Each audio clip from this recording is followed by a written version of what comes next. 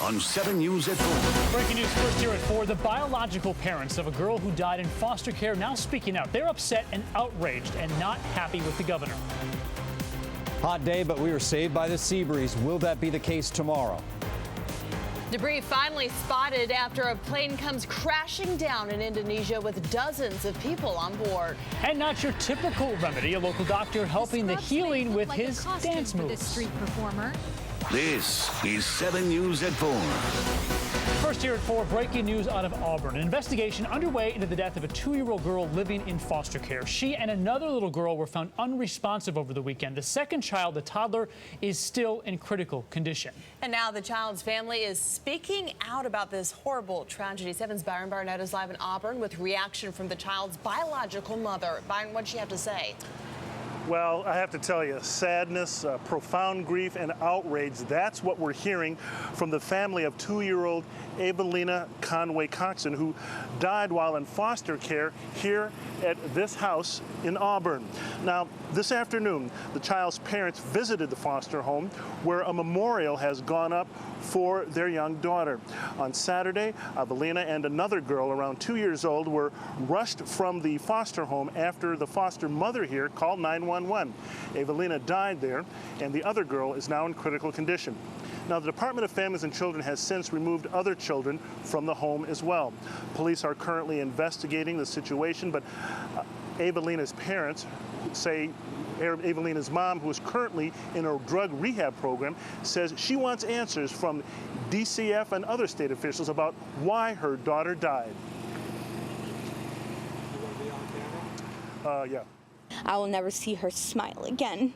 I will never be able to hold my daughter again. And it's because of this foster home. My father, who's dying, will never get to see his granddaughter again. To the foster mom, where were you? How does this happen? I would like to say to the governor, I'm kind of sick and tired of hearing the same thing over and over again. We're working on it. We're trying to do this. We're investigating it. I'm sick and tired of hearing that. He needs to really step up to the plate and get his hands dirty, which I don't feel like he does enough, and he needs to get his hands dirty and really make this a priority. Now, authorities say a cause of Evelina's death has not yet been determined, but police say that the foster mom is cooperating in the investigation. That's a story live in Auburn. I'm Byron Barnett, 7 News. This latest tragedy is once again putting the Department of Children and Families under the microscope. This afternoon, Governor Charlie Baker is saying it's now all hands on deck. 7's Dan Housley live in Boston with more on this. Dan? Well, Governor Baker admits the trouble at DCF was a campaign issue for him. Now he's answering some of the same kind of tough questions he was asking himself.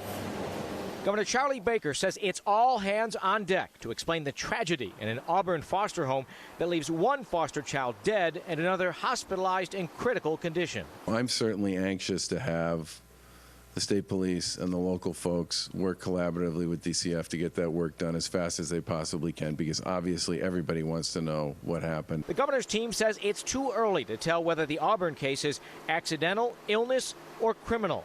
But they say the foster mother is cooperating and has had no issues with the state since she was approved as a foster mother last year.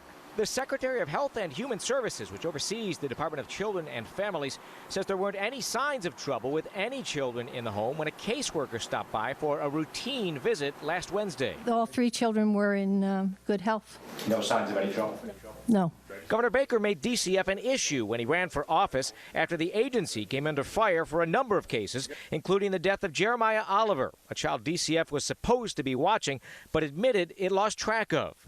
Now Baker's DCF is answering similar questions in cases like in Hardwick last month, where a 7-year-old under DCF supervision went to the hospital nearly starved to death. Baker is promising answers and changes if necessary.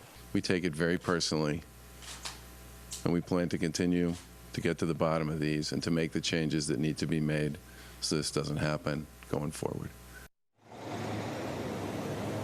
Baker says he's put a rush on the reports on both Hardwick and the Auburn cases. He says Hardwick we ought to hear by the end of the month. Auburn, he says, we should hear back on by the end of next month. He says that's faster than normal. We're live on Beacon Hill. Dan Housley, 7 News. 7 News now turning to the weather. A summer scorcher out there as we continue our hot streak. As our temperatures continue to rise, many spots on the verge of an official heat wave. Chief Meteorologist Pete Bouchard is here with the forecast. In Boston, just can't seem to do it, though. We can't, Ryan. No. Yesterday, 90 degrees. Today in the upper 80s. Didn't make it. Sea breeze saved us, and now knocking back the temperature some more. 82 in the city right now. Really, at Logan Airport, it's a little bit warmer as you back off near Brookline and also Back Bay, about 87 in Plymouth, 84 in Beverly. Even the Common is hotter than Logan Airport. 91 Nashua, Bedford, and low 90s all the way basically from Newton on down to Norwood. Heat index, when we add that humidity, it feels like almost mid-90s. The warmest spot we could find today for a high temperature and for the current heat index, 95 degrees in Taunton.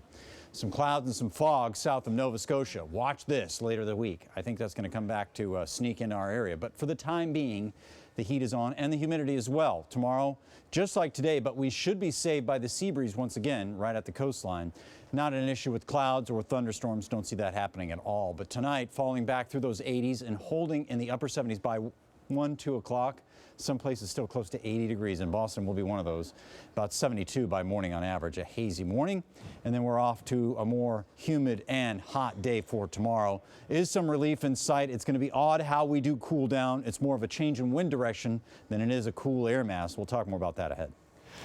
All right, we're following some breaking news from Taunton. A bucket truck has tipped over near Morton Hospital. Here it is right here. A crane there lifting it up. There's a smashed fence off to the side there. We don't have any information right now on injuries. This is happening just off the property of Morton Hospital. You can see here the crane there is trying to lift that back up at this hour.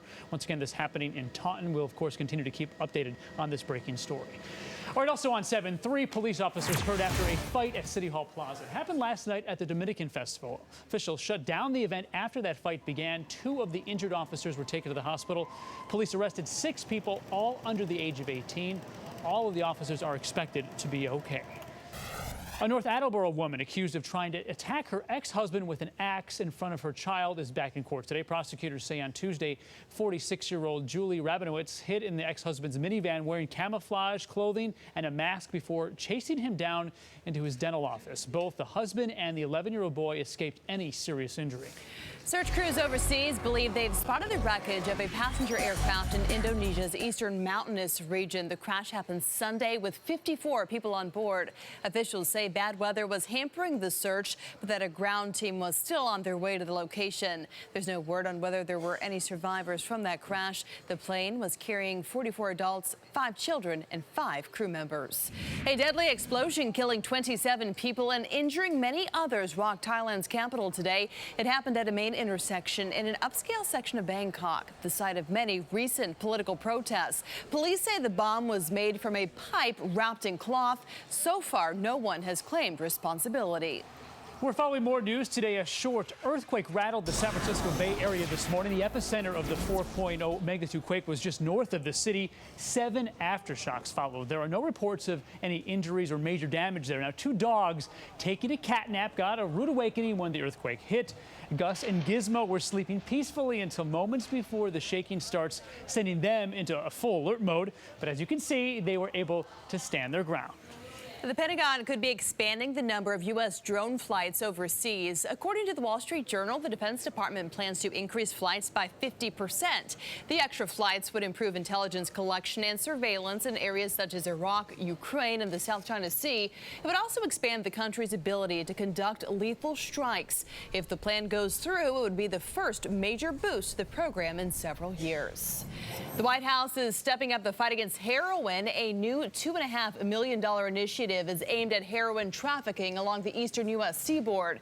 Use of the drug has spiked in recent years from New England to Washington, D.C.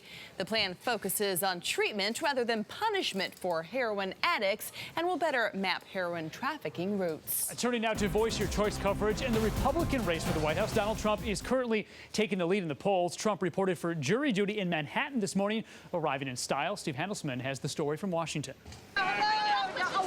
Donald Trump reported for jury duty in New York because everyone has to, even billionaires leading in every Republican poll. He's going all the way! Now he's turning around looking very presidential, waving to the crowd. Big crowds, apparently because of Trump's radical stand on key issues. It seems as if these people who would otherwise be sort of recoil at some of these positions see it as refreshing. Take immigration. Trump told Chuck Todd on NBC's Meet the Press he would end automatic citizenship for every child born in the U.S.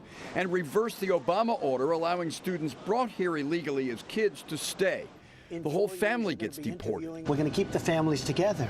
We have to keep the families together. But you're going to keep them they have together to out? go. But they have to go. Too strict, said Republican Mercedes Schlatt, and bad for the party. It sounds very Mitt Romney-like, which we know did not work in 2012. It would not work in 2016 with the Latino community. But in Iowa, Trump's rivals have to play off his energy. Donald Trump has part of it right. There's no question we should be defunding sanctuary cities if they won't enforce the laws. Wisconsin Governor Scott Walker is running on his record. I said what I was going to do, and then I went out and did it. But the non-politician has gone out and taken the lead. I'm Steve Handelsman, NBC News, Washington. And 7 News now, Amazon CEO is responding to a scathing article in the New York Times about the work culture in his company. The article portrays a cutthroat environment where employees are ranked and workers who end up at the bottom every year are eliminated.